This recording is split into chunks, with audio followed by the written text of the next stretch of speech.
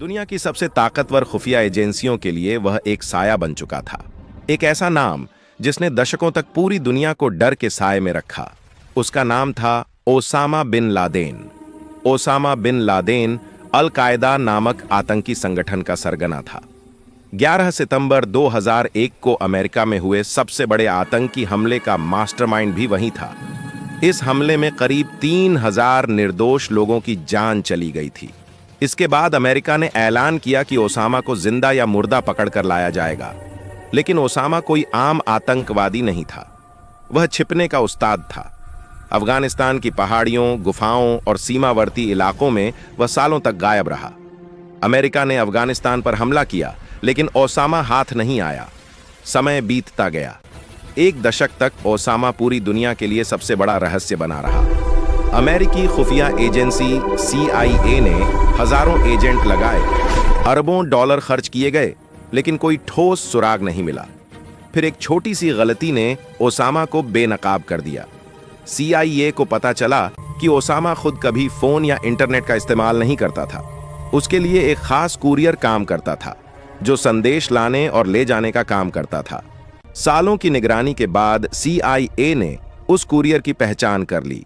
उसका पीछा करते हुए एजेंसियां पाकिस्तान के एबटाबाद शहर तक पहुंची। वहां एक अजीब सा घर था जो ऊंची दीवारों से घिरा हुआ था। उस घर में न कोई फोन था और न ही इंटरनेट कनेक्शन। वहां का कचरा भी कभी बाहर नहीं फेंका जाता था।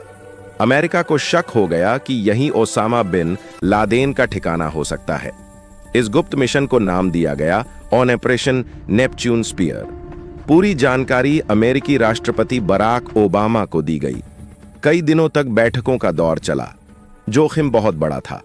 अगर ऑपरेशन असफल होता तो अमेरिका को पूरी दुनिया के सामने शर्मिंदगी उठानी पड़ती। आखिरकार 1 मई 2011 की रात को इस ऑपरेशन को मंजूरी दे दी गई। अमेरिकी नेवी सील्स की एक विशेष टीम अफगानिस्तान से हेलीकॉप्टरों के जरिए रवाना हुई। रात का अंधेरा था। हेलीकॉप्टर बेहद नीचे उड़ते हुए चुपचाप पाकिस्तान की सीमा में दाखिल हो गए। एबटाबाद में उस रहस्यमय घर के ऊपर हेलीकॉप्टर उतारे गए। इस दौरान एक हेलीकॉप्टर तकनीकी खराबी के कारण क्रैश हो गया, लेकिन कमांडो रुके नहीं। घर में घुसते ही मुठभेड़ शुरू हो गई।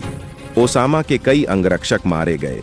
अमेरिकी कमांडो धीरे धीरे ऊपर की मंजिल की ओर बढ़े। एक कमरे में ओसामा बिन लादेन मौजूद था। कुछ ही सेकंड में उसे गोली मार दी गई। दुनिया का सबसे बड़ा आतंकवादी मारा जा चुका था। पूरे ऑपरेशन को पूरा होने में लगभग 40 मिनट लगे। अमेरिकी टीम ओसामा की पहचान की पुष्टि के लिए DNA सैंपल लेकर वहां से निकल गई। बाद में ओसामा के शव को समुद्र में दफना दिया गया ताकि उसकी कब्र किसी भी तरह का प्रतीक न बन सके। जब राष्ट्रपति बराक ओबामा ने टेलीविजन पर आकर घोषणा की कि न्याय किया गया है, तो यह खबर पूरी दुनिया में फैल गई। अमेरिका में लोग सड़कों पर उतर आए। यह पल उन परिवारों के लिए भावनात्मक था जिन्होंने 11 सितंबर के हमले में अपने अपनों को खो दिया था। हालांकि कई सवाल आज भी उठते हैं। क्या ओसामा पाकिस्तान में अकेला था? क्या किसी को उसकी मौजूदगी की जानकारी थी? और क्या उसकी मौत से आतंकवाद खत्म हो गया? ओसामा की मौत से अल कायदा कमजोर जरूर पड़ा, लेकिन आतंकवाद पूरी तरह खत्म नहीं हुआ। यह कहानी हमें याद दिलाती है कि आतंक का चेहरा बदल सकता है, लेकिन उसका खतरा आज भी दुनिया पर बना हुआ है। ओसामा बिन लादेन की हत्या इतिहास का एक बड़ा मोड़ थी, लेकिन शांति की लड़ाई आज भी जारी है।